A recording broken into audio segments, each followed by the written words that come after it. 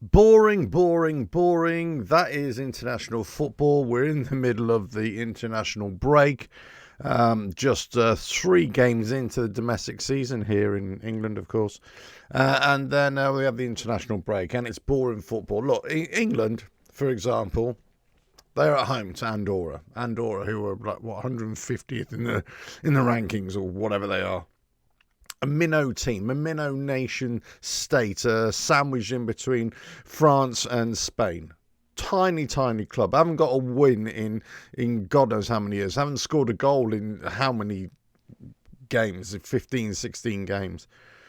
And you got England, who've got the cream of the crop of the Premier League, and players from like Germany and Spain as well. In there.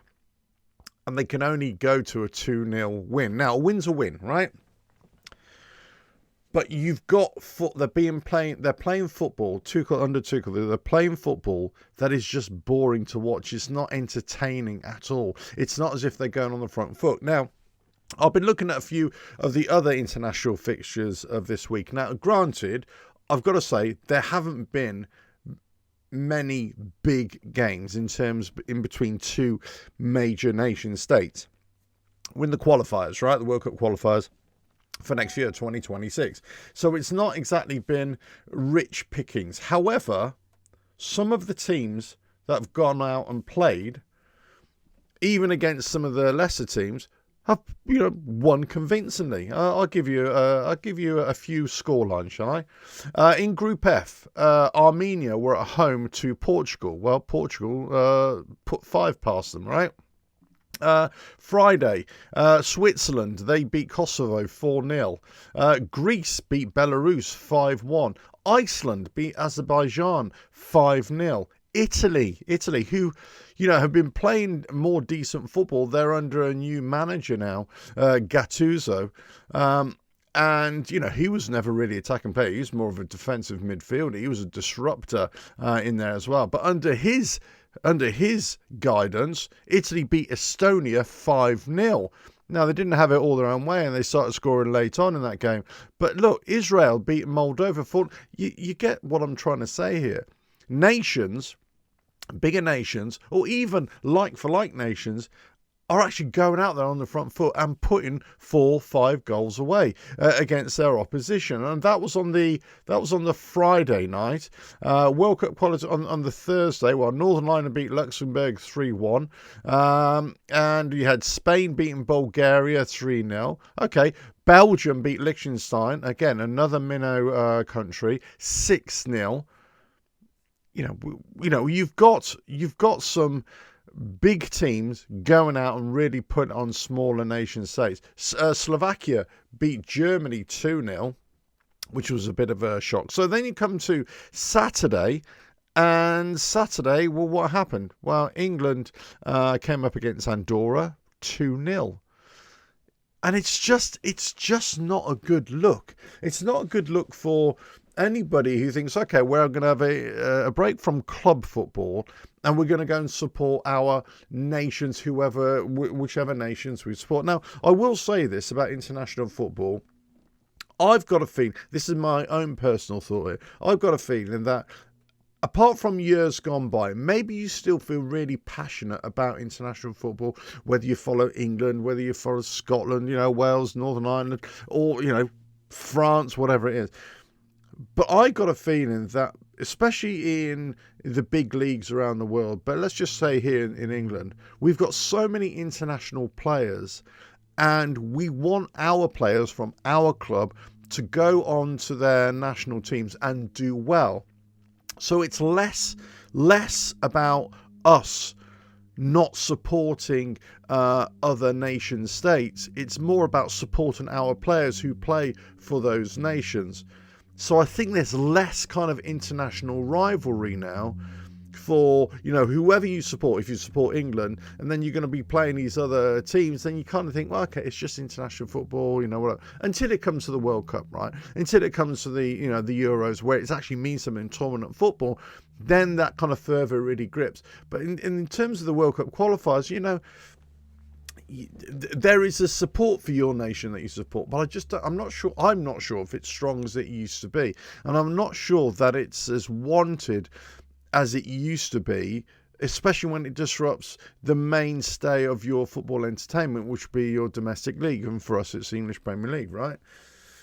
So I think there's not as much love for the England game here, but I think there's more frustration with it, where it's a lack of entertainment. Southgate for England, he did great, fantastically, but the football wasn't exactly exciting. Then you put in Tuchel, it's not exciting football, and the players he's picking, and you kind of wonder, well, why aren't you picking certain players?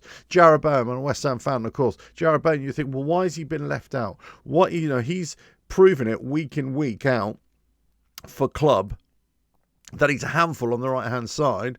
So you got Saka, who might be injured, or at least put Bowen in as an understudy there at the very least. And then you kind of think, well, or what else is going on? It's always a frustration, isn't it, that your players play for the international team and they come back injured. We've got a couple of players for West Ham have done exactly that. But then you look at all the fixtures here and you think, well, other nations, they're going out and they're putting scores on the board. Let's have a look at the Portugal game against Armenia. Who scored? João Felix, right? He scored a couple. Who else scored? Well, João Cancelo, he scored a goal. Who else scored? Yes, 45-year-old, 50-year-old, or however old he is now, Cristiano Ronaldo. He's what, 39, 40? He scored 2 goals.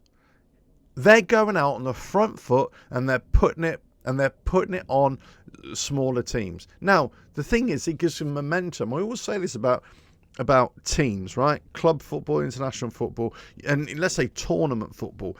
Go in with momentum. Build on that momentum as you're going through a tournament. Whereas England just seem to limp over the line.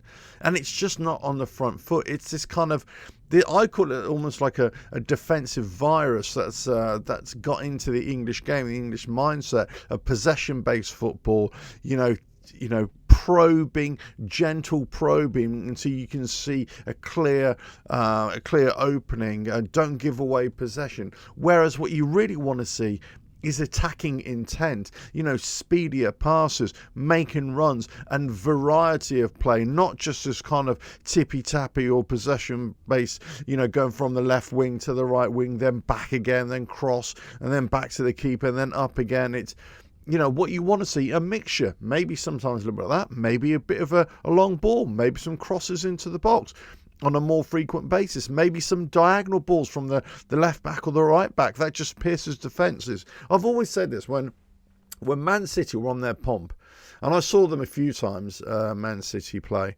and I always thought that they were weak in defence, and everybody was always shouting me down.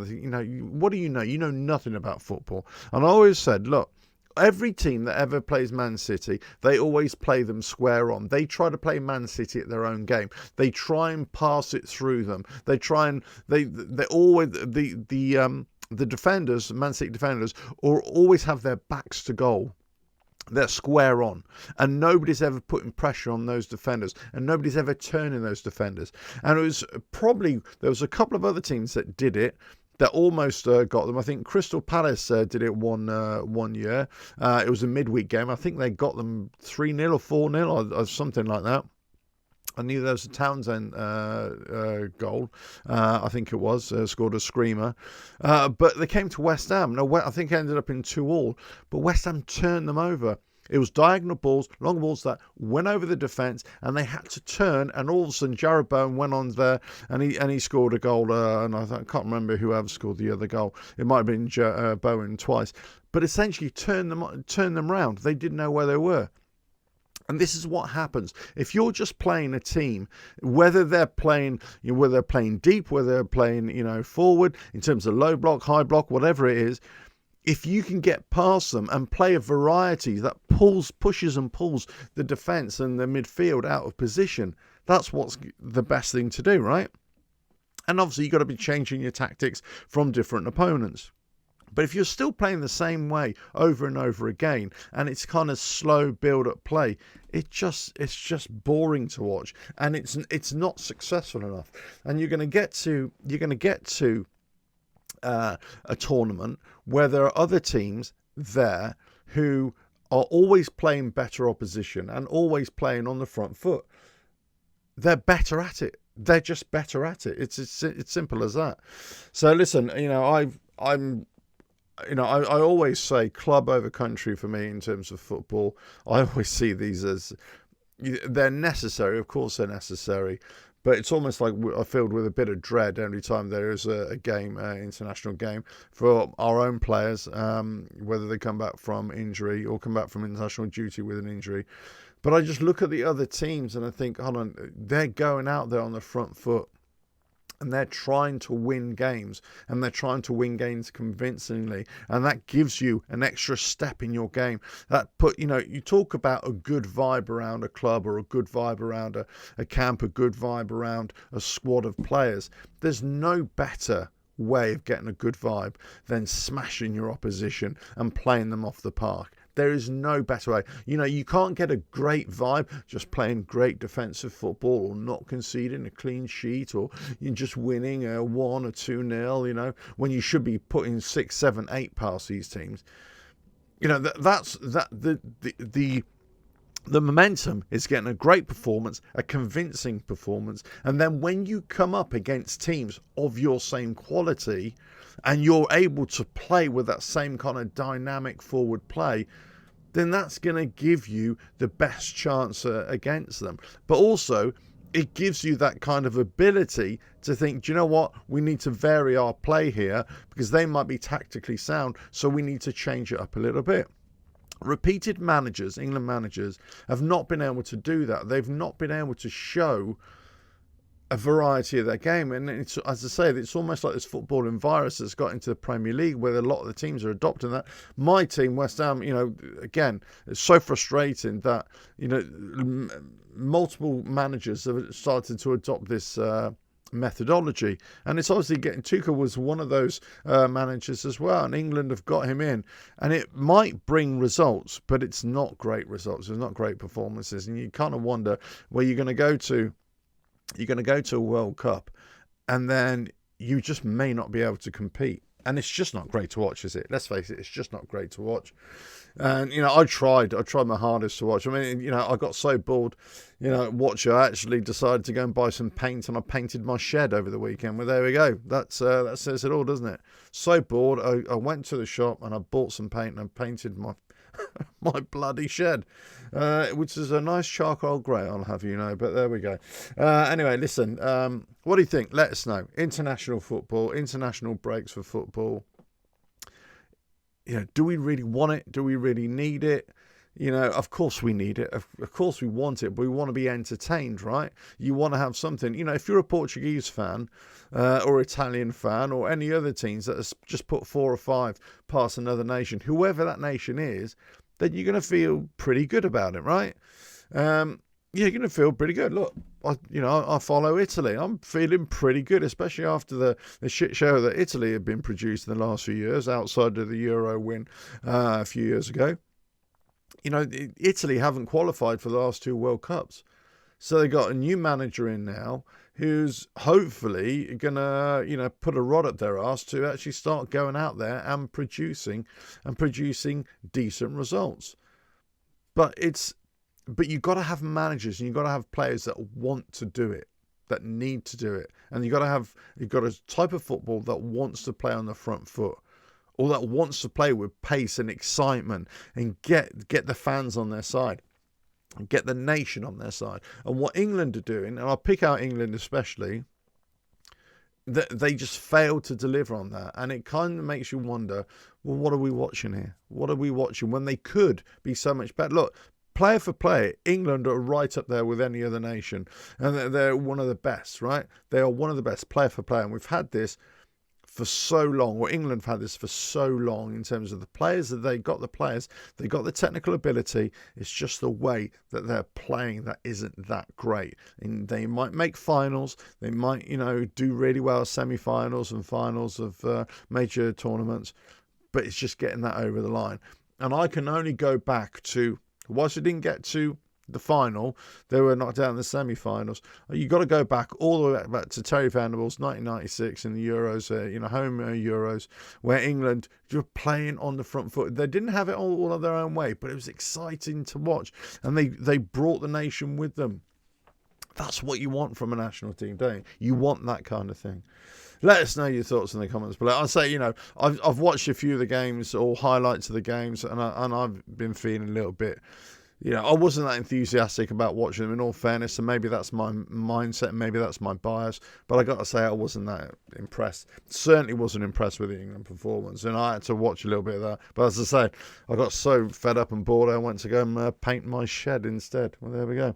Right, let us know, and I'll catch you again. Bye now.